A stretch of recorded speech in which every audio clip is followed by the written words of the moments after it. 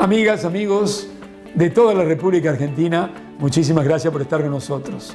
¿Cómo les va?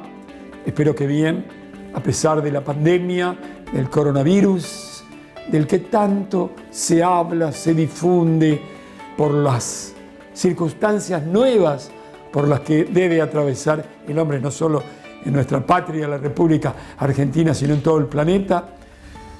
Tenemos que decir que hoy, 25 de mayo del año 2020, estamos a 210 años de esa fecha memorable, revolucionaria, de aquel 25 de mayo de 1810, esa revolución llevada a cabo por hombres que estaban inspirados, que eran lectores, que convivían con la Revolución Francesa en sus mentes y en sus corazones, que eran lectores, por supuesto, de Rousseau, de Voltaire, de Montesquieu, de tantos hombres que les indicaban un camino que, por supuesto, tenían que ver con la libertad, con la igualdad, con la fraternidad, en principio, que se ampliaba en el corazón, en la mente, en la humanidad de estos jóvenes de la patria, para que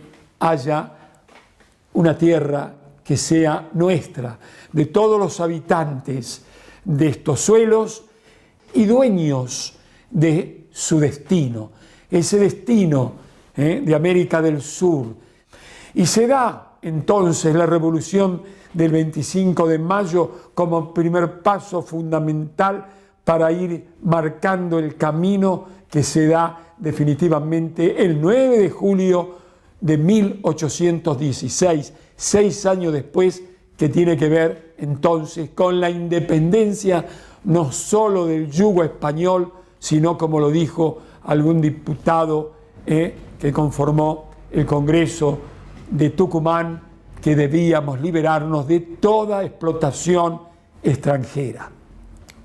Uno debería preguntarse en este año 2020 si realmente los argentinos hemos logrado liberarnos, independizarnos en todo el sentido de la palabra. Uno podría decir independencia económica, por supuesto, soberanía política, ¿qué les parece? Igualdad, la palabra igualdad, para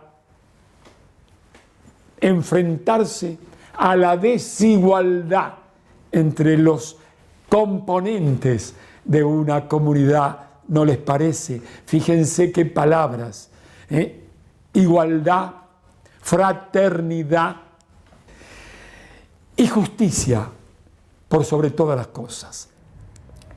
Y podríamos enlazar esas desigualdades de la sociedad argentina hoy con lo que estamos viviendo con el coronavirus.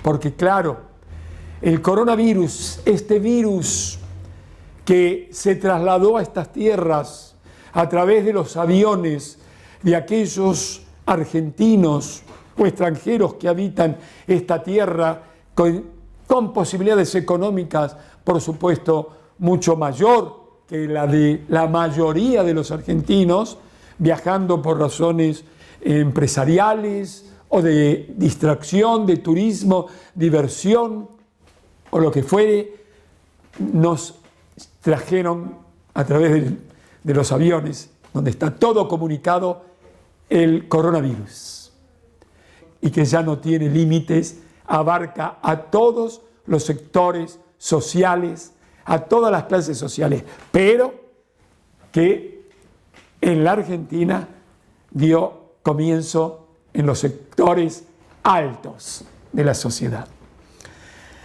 ¿Y por qué decimos esto? Porque deberíamos reflexionar sobre este virus.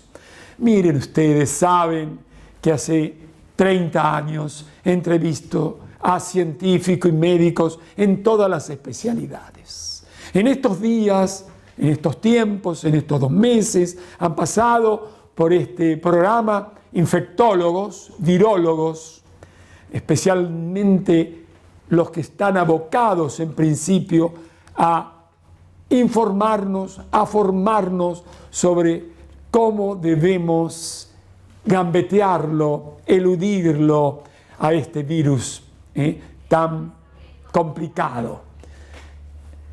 Pero ¿qué pasa? Yo no soy un virus, no soy un corazón, un riñón, un hígado, un sistema óseo, soy un todo. Por eso me gustaría, no sé si lo haremos en el día de hoy o la semana que viene, entrevistar a un clínico, los llamados hoy médicos generalistas, que antes eran los médicos de familia, aquel que venía a tu casa con esa pasión por la profesión médica y ya bastaba, cuando ingresaba a tu hogar, que los enfermitos o los que acompañaban al enfermo ya estén curados. Bastaba la presencia de ese profesional médico que, entre paréntesis, aparecía en un hogar humilde, por ejemplo, en el barrio donde yo vivía, en una casa re humilde, donde había que ir al baño al fondo de esa casa tipo chorizo, aparecía un domingo a las 3 de la mañana. Como dijo Jorge Romano, que el médico aparecía a las 3 de la mañana. Hoy, un sábado y un domingo, el médico suele, o la mayoría, estar en un country, en su departamento, en su casa, en su piso, donde fuere. Es raro que esté ese médico de familia generalista, aquel que atendía un todo, no venía a ver, a investigar solamente una bacteria, un virus o un problema renal, cardiológico o lo que fuere. Y esto lo digo especialmente por la preocupación que tengo en ese sentido. No escuchar en esta pandemia, no solo en la Argentina, sino en el mundo, a los médicos clínicos. Bueno, me han dicho que al presidente de la República, a nuestro presidente, el profesor Alberto Fernández, el equipo que lo acompaña, hay un clínico, pero no lo escucho declarar jamás. Pero hay un artículo que no me aparta de lo que estoy diciendo, escrito por la persona que más sabe en la Argentina, y yo diría en lengua castellana, sobre periodismo científico, que es mi amiga Nora Barr, que escribe, entre otras cosas, en el diario La Nación. El artículo que escribió el último viernes, el viernes 22, lo intituló Mujeres en cuarentena, y hace referencia, entre otras mujeres, a las que les ha ido con este tema de la pandemia muy bien, están en los primeros planos en el mundo, y hace referencia a, la primera ministra de Alemania, de Taiwán, de Nueva Zelanda, de Islandia, de Finlandia, y la más joven del mundo, que es Erna Solberg, de Noruega. Pero además, Nora Barr se refiere a las mujeres que están en todas partes, en sus casas, con muchísima tarea, las mujeres incluso empresarias, científicas, empleadas, profesionales, técnicas, que tienen que estar en sus casas y haciendo todo tipo de tareas. Esto también son realmente exitosas, ¿no? en esta vida que están atravesando y que estamos atravesando con esta pandemia del coronavirus. Lo que quería decir es lo siguiente: no se trata que después uno de leer y escuchar a todos los infectólogos de Argentina y del mundo, de entrar en pánico, porque todavía hay algunos temas no muy claros en el mundo sobre esta problemática. ¿Cuáles son? Y por ejemplo, y atención, que no estoy a favor de romper con la cuarentena. Hablando con cardiólogos, informándome sobre cuánta gente muere por problemas cardiovasculares en la Argentina. Bueno, en la Argentina mueren más de 100.000 personas por año por enfermedades cardiovasculares. ¿Qué me dice usted? Y ni que hablar del cáncer y de todo tipo de enfermedades. Lamentablemente, por el miedo al virus, al coronavirus, hay gente en nuestro país y en el mundo que ha dejado de asistir al cardiólogo, al ginecólogo, al especialista en cáncer. Y entonces se está muriendo prematuramente de otras enfermedades. Esto también hay que decirlo. Esta pandemia produjo un descalabro en la economía internacional. Los países desarrollados que tenían una economía muy favorable, con un crecimiento de su PBI enorme, altísimo, por ejemplo, Estados Unidos. Hoy Estados Unidos tiene una economía similar, dicen los especialistas, o inferior a la de 1930. 40 millones de estadounidenses se quedaron sin trabajo. Y cuando se quedan sin trabajo, se quedan, como bien creo que lo saben muchos, se quedan sin salud, sin atención a la salud.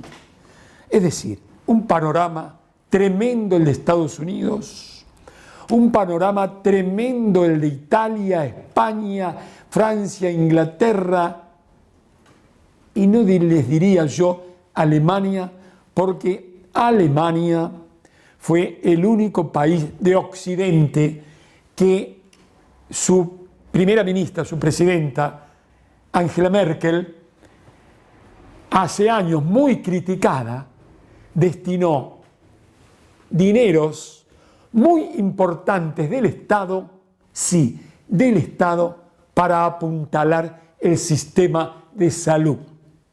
Lo que hizo, entre otras cosas, que la pandemia, que el coronavirus no haya afectado a Alemania, su economía, como lo hizo con todos los países que no estaban preparados. ¿Se entiende esto? A tal punto que Alemania ha dispuesto a ayudar incluso económicamente a algunos países de Europa, en dinero. Fíjense ustedes, un país preparado en la igualdad, fíjense esta palabra hoy 25 de mayo, igualdad, fraternidad y justicia para todos. El Estado apuntalando la salud para todos los componentes de su país. Eso hizo Alemania.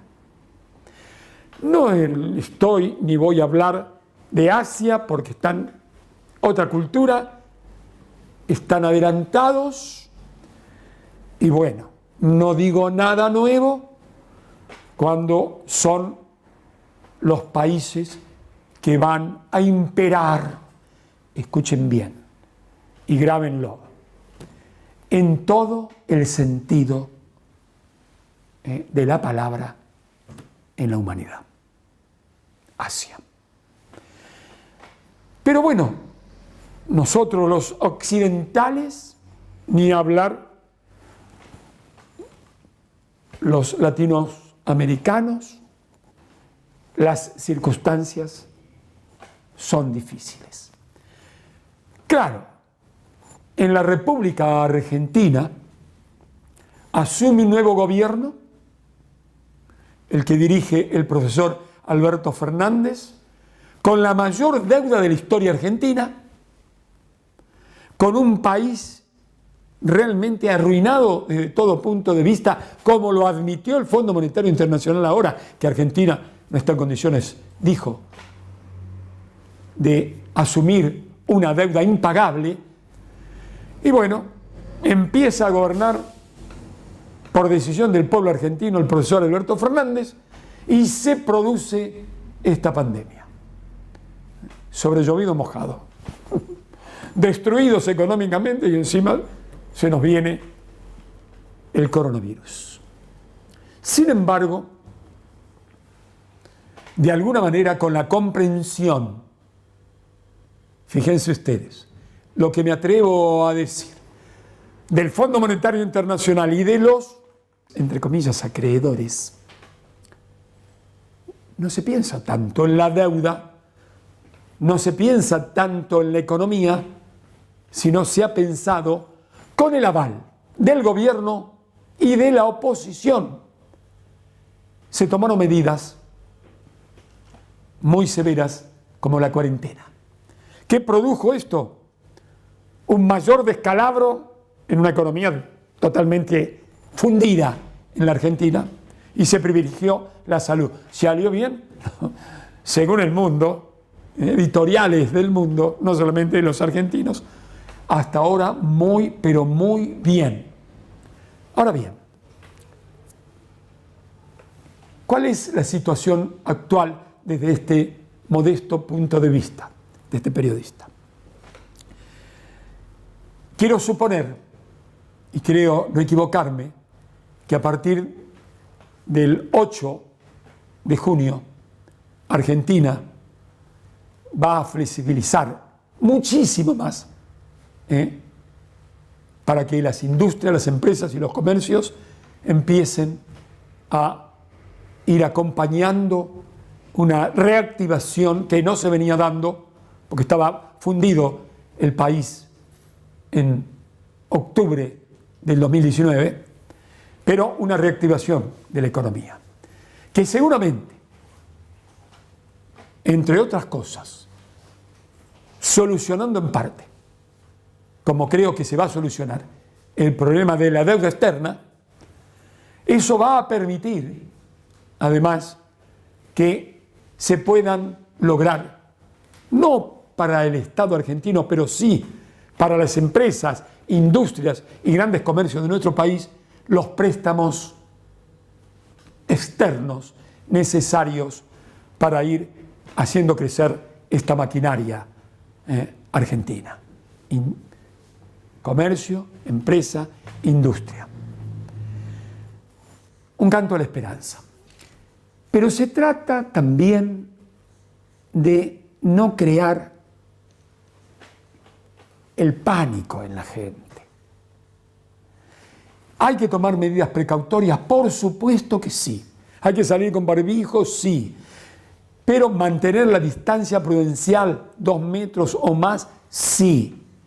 Lavarse las manos con jabón blanco, como lo han dicho en estos días los expertos, a cada instante. Sí, tomen todas las medidas precautorias. Y estas medidas precautorias seguramente van a llegar y van a terminar el día que tengamos una vacuna. El día que tengamos una vacuna, seguramente ese día volverá la normalidad, entre comillas. Digo entre comillas porque, fíjense ustedes, tuvimos que sufrir una pandemia, tenemos que sufrir una pandemia para encontrarnos con un planeta mucho menos contaminado.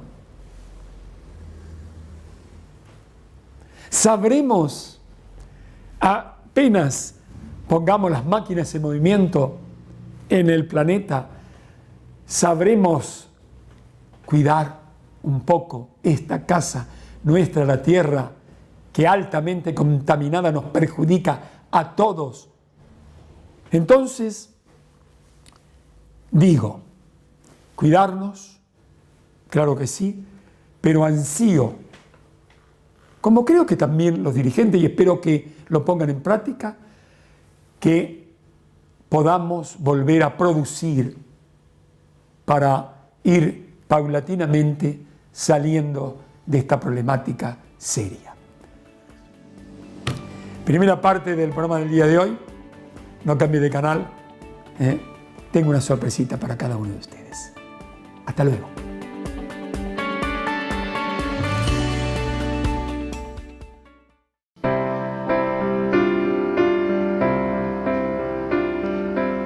Lo mejor de estar en tu casa es sentirnos parte de tu familia. Acompañarte en muchos de tus momentos. En la cocina, conquistando nuevos horizontes. Y en la mesa, alimentando los corazones. Hoy nos vemos desde lejos, pero nos acercan algunas sonrisas. Gracias por abrirnos la puerta. Vos y nosotros sabemos que vamos a seguir juntos, porque entre todos, todo es posible. Coto, yo te conozco. Cuidar el agua nos asegura el futuro. Es un mensaje de la Federación Nacional de Trabajadores de Obras Sanitarias, FENTOS. Hospital Alemán, el único que usted elegiría sin dudar.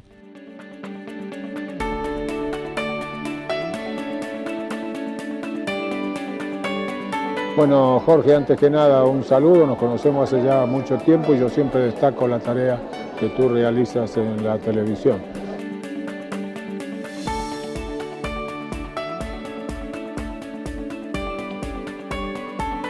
Amigas, amigos, muchísimas gracias por estar con nosotros. Ahora la sorpresita prometida. Ya que hemos destacado, Nora Bar ha destacado en un artículo el día viernes en La Nación a 6 mujeres que dirigen países que son exitosas en esta lucha contra esta epidemia del coronavirus.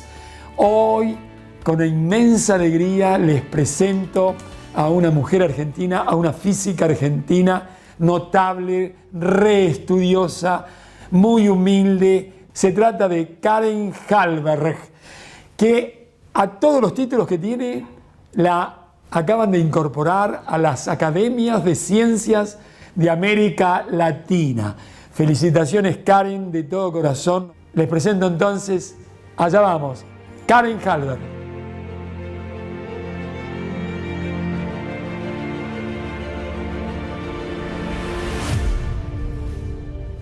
Muchísimas gracias, Karen, por prestarte este reportaje. Jorge. Es un placer inmenso conocerte. Igualmente, muchísimas gracias por la invitación. Para mí es un placer y gracias por permitirnos comunicarnos también, ¿no? Hablar Felicitaciones a la gente. de todo corazón por este premio internacional, que es un orgullo, supongo, para vos, para toda tu familia y para todos los argentinos, ¿no? ¿Dónde naciste, Karen? Yo nací en Rosario hace 54 años y después a los 2 años mi familia se mudó a Jujuy y fui con mi hermana y con mi familia. Después nació una hermana más, mi tercera hermana, y desde entonces que viví en Jujuy toda la primaria, toda mi infancia y toda mi juventud, hasta que terminé la secundaria. Y después me fui a estudiar a Rosario 2 años, a la Universidad de Rosario. Estudié Ingeniería Electrónica los 2 primeros años, que son los que piden para ingresar al Balseiro. Mi idea era ya ingresar al Instituto Balseiro en Bariloche a estudiar física.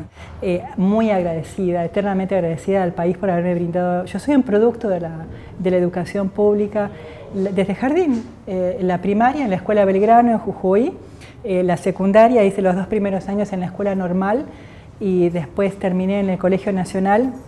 ¿Eras abanderada en la enseñanza media? En la primaria era abanderada y en la secundaria, sí, era estudiosa, era buena alumna. En la secundaria era muy buena alumna también y siempre me gustó estudiar, pero principalmente porque tenía profesores que me estimularon mucho, ¿no? En la secundaria también, en química, Fiero García, Guillermo Zampini, el profesor de matemática, López, la profesora de física, Susi Ramos. Mamá y papá que no están, pero están, ¿cómo se llaman? Mi papá se llamaba Ronaldo Hallberg y mi mamá Yvonne Gwendolyn Chaplin. Ella era hija de Charles Chaplin, mi abuelo se llamaba Charles Alfred Chaplin, que se casó con mi abuela Amy Ransdale. Pero es muy gracioso porque mi abuelo se llamaba Charles Chaplin. Pero era más joven que Charles Chaplin, pero tenía el mismo nombre y él es de los 4 abuelos el único extranjero. Él era inglés y se vino a principios del siglo pasado. Cuando él tenía... ¿A tu abuelo lo conociste? Sí, por supuesto. Él vino como joven ingeniero a la Argentina cuando él tenía 21 años a trabajar en los ferrocarriles, cuando los ingleses ayudaron a desarrollar los ferrocarriles en Argentina. ¿Y qué fueron Ronaldo y Ivonne? Él trabajaba en minería y mi mamá era profesora de inglés. Bueno, fueron los referentes, ¿no?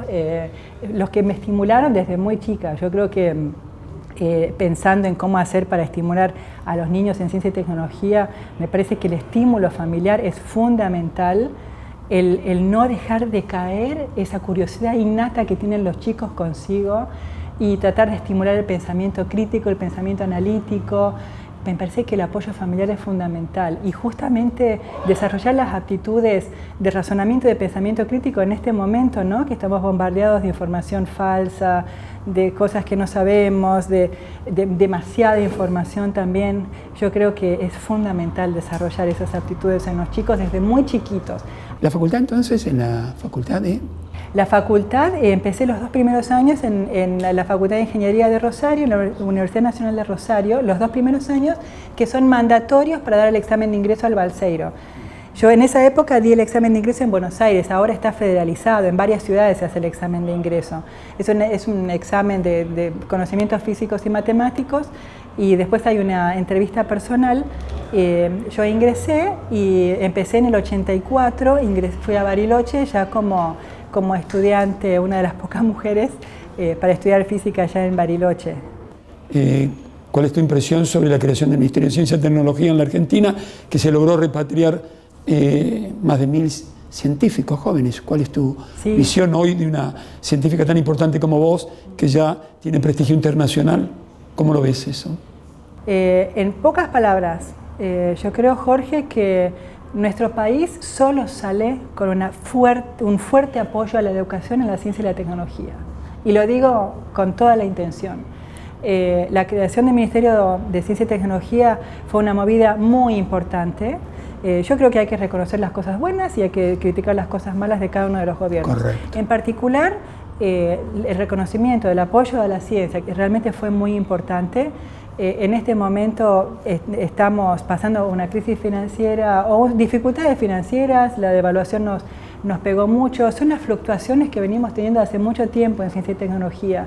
Yo soy muy positiva y me gusta pensar en que todavía estamos a tiempo de mejorar las cosas, pero nosotros desde el punto de vista científico tenemos que hacer una llamada de atención y un fuerte pedido de que se trate todo lo posible de estimular la educación en la ciencia y la tecnología en nuestro país. Y antes de que sea demasiado tarde. ¿Sabes que para hacer ciencia se necesita mucho tiempo? La creación del Ministerio de Ciencia y Tecnología fue una muy buena señal y en ese sentido me parece que fue un poco desafortunado deshacer eso, ¿no? Y pasar quien era ministerio, Lino Barañao, pasarlo a secretario. Cuando nuestros países vecinos están creando ministerios, como Chile, como Colombia, Brasil tiene, ojalá se siga manteniendo. ¿Por qué sos física?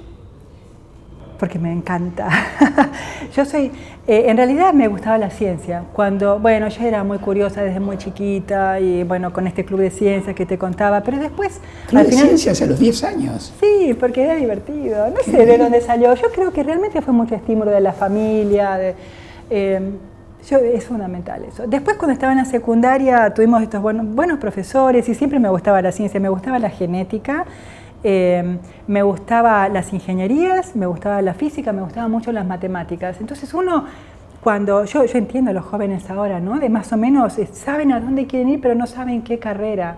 Entonces, lo que yo baso en mi experiencia para decir a los jóvenes qué estudiar, por ejemplo, mis propios hijos cuando me preguntaron, digo, estudiar lo que más les guste. Estudien lo que más les guste, porque para hacer algo bien lo tienen que hacer, tienen que ponerle mucha energía, mucha pasión y mucha dedicación. Y más vale que le guste, porque si no lo van a poder hacer. Si ustedes especulan con la salida laboral o con... Tienen que hacer realmente lo que les apasiona. Y en mi caso me apasionaba hacer ciencias. Y bueno, me volqué por la física. En algún momento también pensé en ingeniería nuclear, me gustaba, digamos, las ingenierías también. La física es una cosa súper apasionante, por eso soy física, porque me gusta también estar en la frontera del conocimiento, me gusta aportar al conocimiento y me gusta vencer barreras culturales. Para mí es un desafío, me gusta pensar también, ¿no? Imaginarme cosas, y la física es muy creativa. Estaba tomando algunas de las cosas que has dicho en este diálogo sobre ir a la búsqueda, no lo dijiste así, pero yo lo interpreto y mucha gente también, de la felicidad de tus hijos, diciéndoles estudien lo que les gusta, sean felices, sea cual fuere el resultado final de esa búsqueda. Interpreto que esto es el sentido de la vida, ¿no, Karen?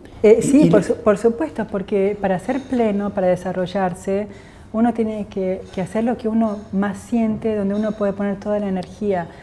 Es la única forma de desarrollarse. Y si eso pasa, seguramente les va a ir bien. Es una garantía, porque realmente uno le pone la inteligencia emocional en lo que uno está haciendo.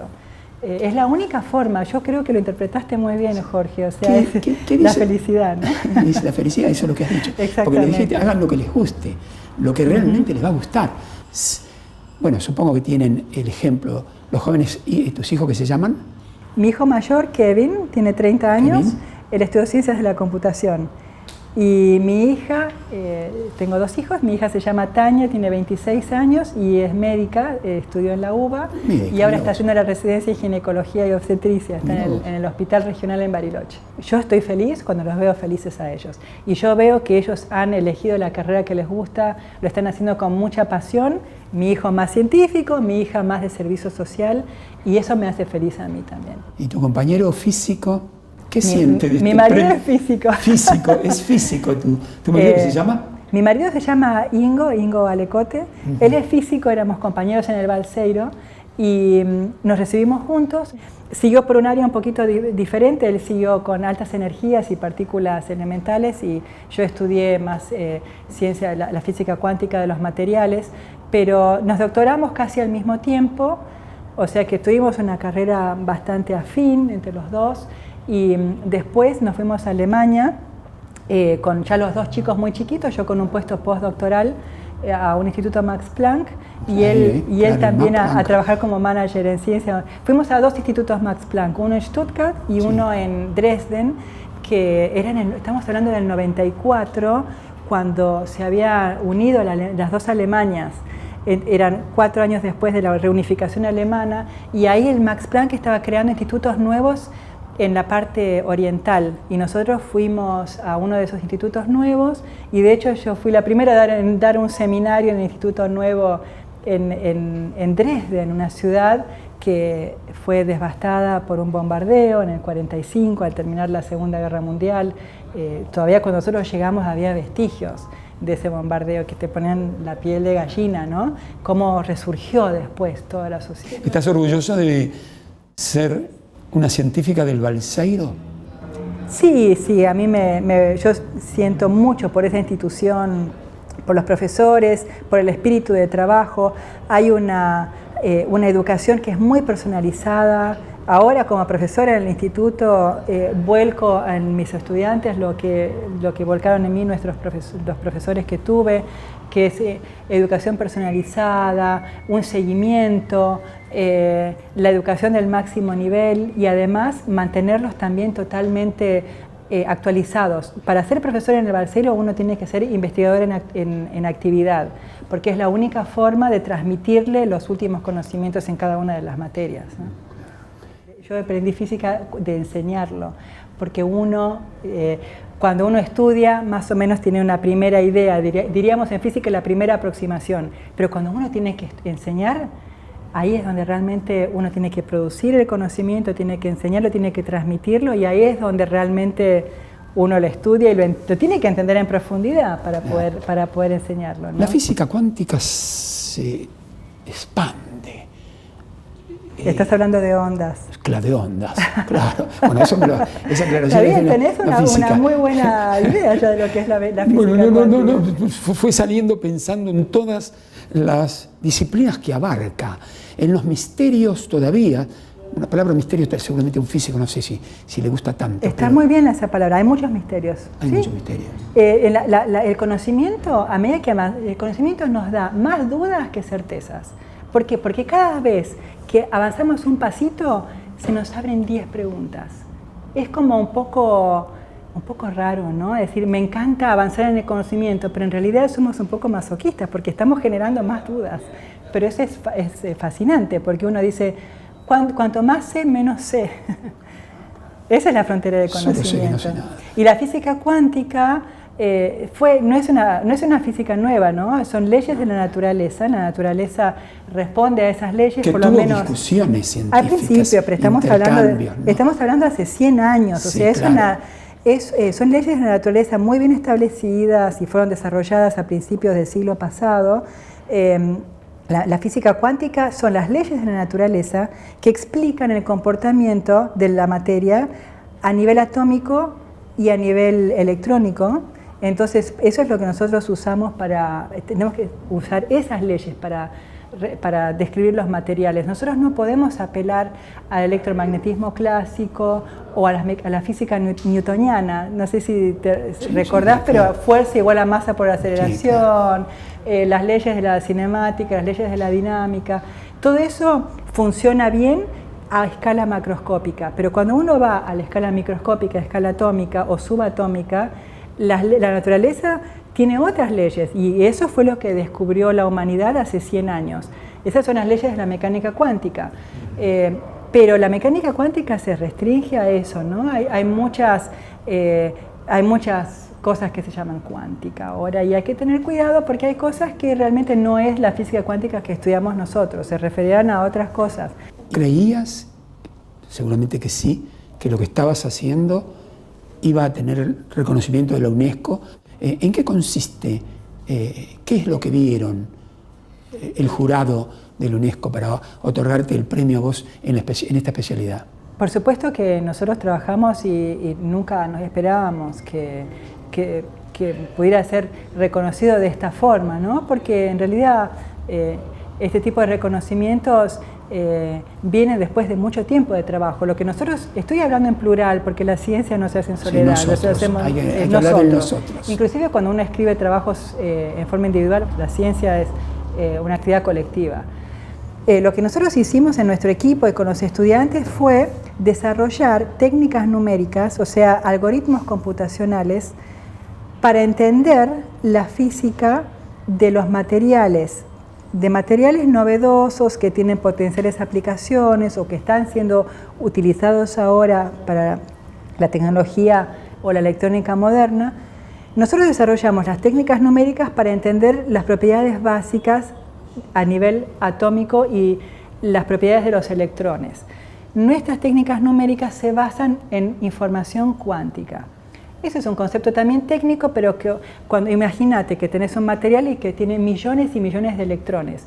No hay forma de hacer ninguna cuenta, no hay ninguna computadora que pueda tener en cuenta a todos los movimientos de todos los electrones. Entonces lo que hay que hacer, como físicos nos entrenamos a simplificar los problemas, a sacarle lo más importante, las propiedades más importantes, y a reducir toda la información y a tirar todo lo que nos sirve. Para eso usamos técnicas de información cuántica y nos quedamos con pocos estados, y eso fue la ventaja de lo que nosotros desarrollamos, estas técnicas numéricas que nos permitieron ver con mucho detalle cómo es, por ejemplo, para cada energía, cuántos electrones hay, etc. Y eso nos va a permitir comparar con experimentos. De hecho, en uno de los trabajos recientes, nosotros encontramos imagínate una curva, un pico muy establecido y muy bien determinado, y que pensando y pensando nos dimos cuenta que habíamos encontrado una cuasipartícula nueva. Lo llamamos cuasipartícula porque es como una combinación de los electrones que se juntan y se mueven todos juntos como si fuesen una partícula nueva, una partícula compleja que llamamos cuasipartícula excitónica, que puede llegar a explicar, ¿qué sabes? La superconductividad o propiedades magnéticas o el orden que se ve en esos materiales, o física, lo llamamos física emergente. ¿Por qué emergente? Porque es física nueva que vos no te imaginas, que se puede resumir en que el todo es más que la suma de las partes. Vos juntás los átomos y de repente aparecen propiedades físicas novedosas que no te esperabas. Y eso es lo que nuestros métodos numéricos de precisión nos permitió observar. ¿Cómo ves la participación de la mujer, no solamente la mujer argentina, sino la mujer a nivel internacional en ciencia? ¿Está ocupando el espacio o todos los espacios que debiera? Buenísima la pregunta, porque es una de las preocupaciones, ¿no? Está cambiando un poco, está mejorando un poco, diría yo, pero todavía estamos lejos de llegar a lo que yo creo que debería ser un equilibrio de género en la ciencia y la tecnología. Después de todo, la ciencia es una actividad humana, ¿no? Para mí es la actividad cognitiva por excelencia. que hace la humanidad. Y yo no veo ninguna razón por la que no deba haber un balance de género en la ciencia y la tecnología. Ahora bien, ¿cuál es la situación? Yo hace muchos años que estoy en el tema de la mujer en la ciencia, y a nivel regional, a nivel mundial, es bastante complejo explicar todo, pero yo podría decir que en Argentina no estamos tan mal, pero tampoco estamos bien. Si vos mirás en el CONICET, incluyendo las ciencias sociales, más o menos hay una paridad de género, hay un poquito más de mujeres. Pero si mirás el extremo de las ciencias de la computación, matemática, ingeniería, física, química, hay menos de un 30% de estudiantes mujeres. Es poco todavía, está mejorando. Ese número baja a medida que uno va avanzando en la carrera científica, hasta llegar a ser muy bajo en los niveles más altos. Por supuesto que para analizar eso hay que hacer una correlación temporal hacia atrás, porque las mujeres que están en mi categoría o inclusive más, en su momento había menos mujeres, entonces hay que hacer una correlación. Pero en ese sentido yo creo que falta todavía mucho. Yo creo que hay barreras culturales. Mientras no haya una paridad de género, yo creo que todavía hay barreras culturales importantes por vencer.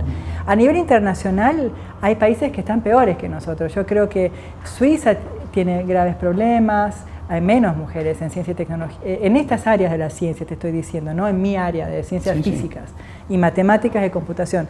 Japón, yo he viajado mucho a Japón y la situación es aún peor en Japón. Después están los países menos desarrollados en ciencia y tecnología, como los países africanos, por ejemplo, algunos países africanos, inclusive que no tienen ni siquiera desarrollo científico y tecnológico, pero donde lo hay, la verdad que la situación de la mujer, especialmente la mujer experimental, es bastante mala. Aunque tengo que decir que hace unos meses viajé a Trieste, que hay un centro internacional de física teórica muy interesante para desarrollar la física en el mundo en desarrollo, creada por un premio Nobel, Abdul Salam, y esa institución me encontré con una tunecina, con dos tunecinas estudiantes, y les pregunté cuál era la situación en Túnez, y me mandaron todos los números, y en Túnez hay más físicas que físicos jóvenes, ¿no? Y no sé cómo es la situación más avanzada en la carrera. Y le pregunté por qué, y me dice, porque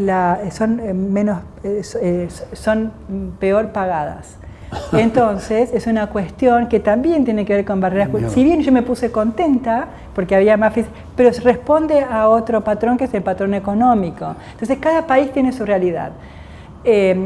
Así que yo creo que todavía tenemos mucho por hacer. Yo creo que este premio L'Oréal UNESCO a nivel internacional creo que es una de las acciones más importantes para promover la visibilidad y para promover a la mujer en la ciencia. Y yo creo que es fundamental por la visibilidad que da los modelos de rol y por darnos la posibilidad también de explicar lo que hacemos, de motivar a las mujeres, especialmente a las mujeres más jóvenes. Yo quiero motivar a jóvenes, chicas y chicos, porque el país necesita de ambos, pero en esta oportunidad el mensaje es para las mujeres. La física o estas ciencias matemáticas son apasionantes, son creativos, no son ciencias duras, estancas. Yo tengo que hacer volar mi imaginación, tener pensamiento lateral, pensar a ver cómo puedo explicar esto que estoy mirando. Es súper creativo. Por supuesto que después tenés que cotejar con el experimento porque estamos estudiando ciencias naturales, ¿no? Y queremos explicar el mundo que nos rodea. ¿Cómo está la Argentina en relación, sabiendo la problemática que tenemos? Por ejemplo, en tu especialidad en relación al mundo.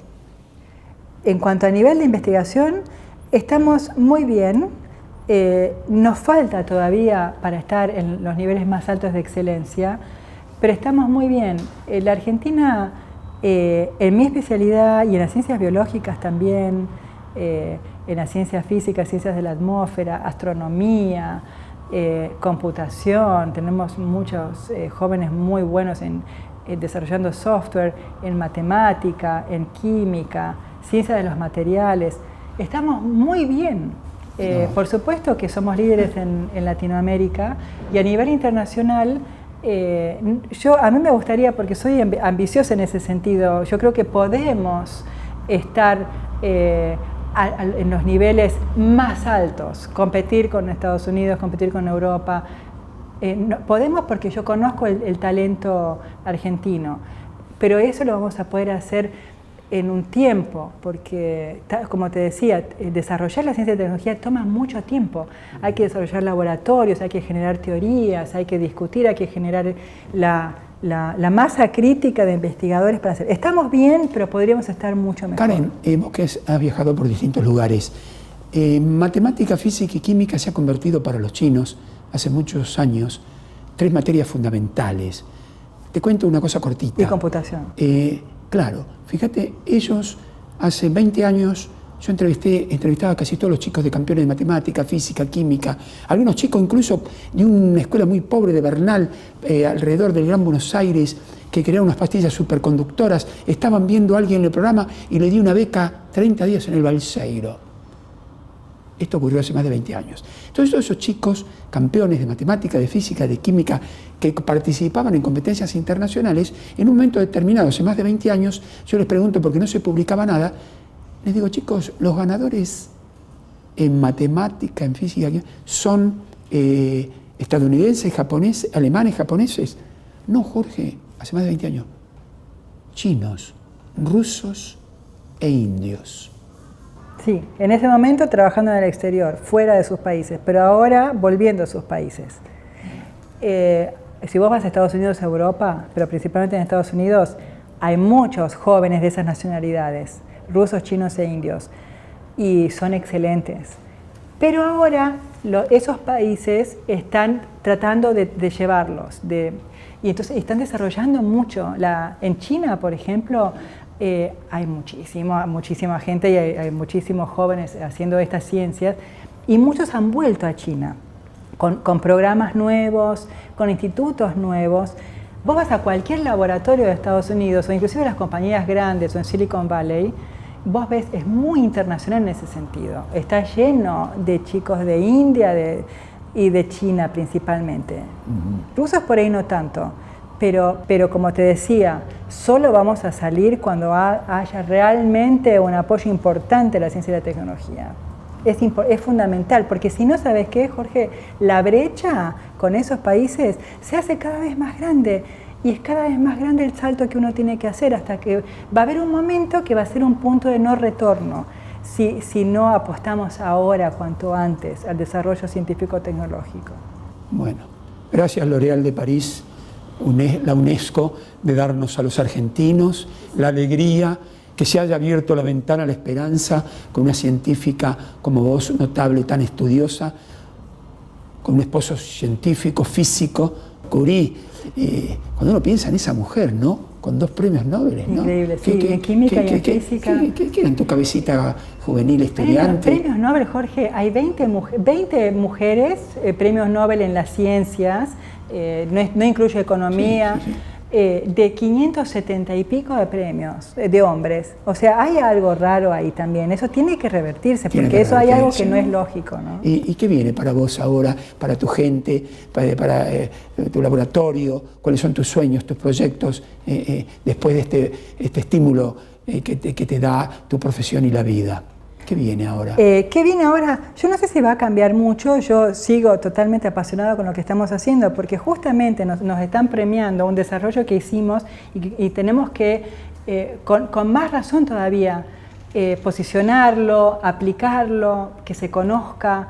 Y yo creo, en ese sentido, yo quiero trabajar mucho, quiero tener más estudiantes que también nos acompañen.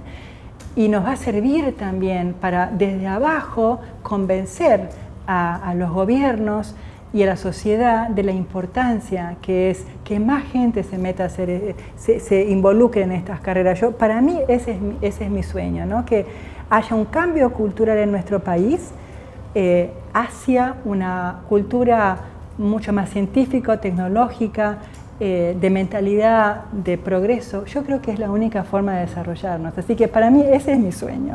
Qué lindo es. Una científica que sonríe constantemente, tan bonita, tan elegante. Y tú me has dicho fuera de cámara, ¿tu marido practica deportes como vos?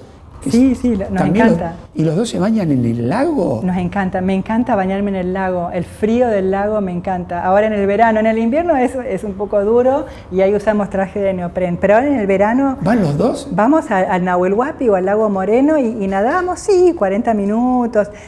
No sabes cómo te energiza, Jorge. ¿Qué edad tienes? Es hermoso. Igual que yo. Sin ningún empacho de mujer. Yo tengo 54 años y mi esposo es 4 días más joven. Así que en casa mando yo. A él le gusta mucho andar en kayak, pero bueno. ¿Sabes qué? Viviendo en Bariloche no podés no hacer deporte al aire libre, que nos gusta muchísimo. A mí me gusta mucho el tenis, siempre jugué a nivel competitivo. No, él no tanto. Yo jugaba mucho a nivel competitivo, jugué nacionales también. Para mí el deporte fue fundamental para mi desarrollo, para mis actitudes. Así como yo te hablaba de una actitud científica, hay una actitud de deporte, ¿no? El deporte te da autoestima, te da constancia, te da paciencia, te da empuje, te da sentimiento de competencia sana. Para mí es fundamental hacer deporte, me encanta. Vamos a brindar, mira, con agua, un elemento vital, algo tan importante, el agua. ¿Por qué querés brindar? ¿Por qué brindás vos generalmente, si es que brindas? ¿Por la vida? Por la vida, Karin. Jorge, muchísimas gracias por la invitación. Un gran gusto. Felicitaciones. Gracias. Me gusta brindar con ella.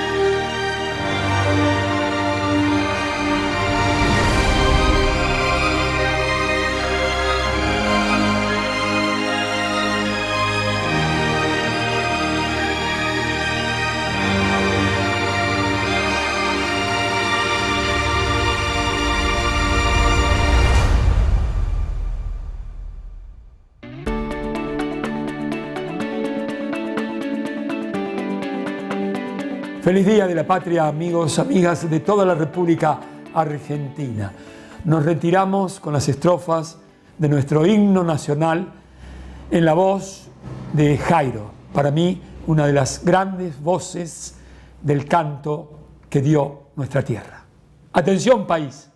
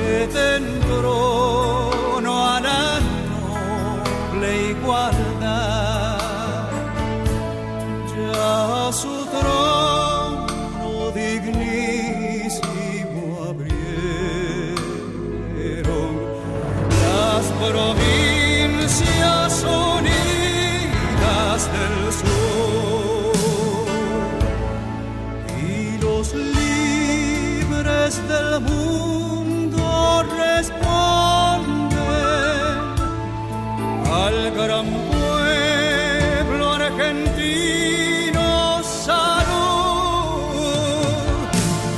Al gran pueblo argentino, salud. Y los libres del mundo responden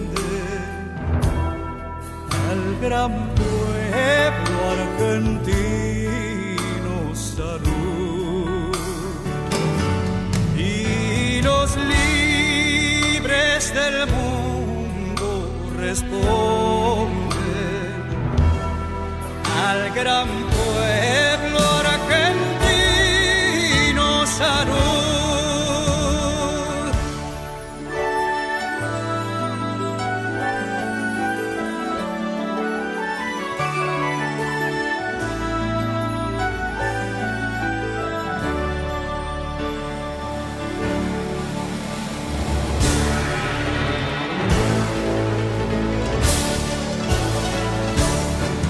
Sean eternos los laureles que supimos conseguir, que supimos conseguir,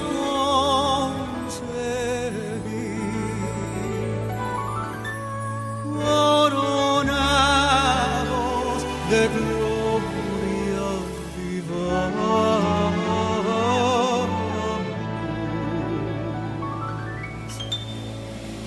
Oh, juremos con gloria morir, oh, juremos con gloria morir, oh, juremos con gloria morir.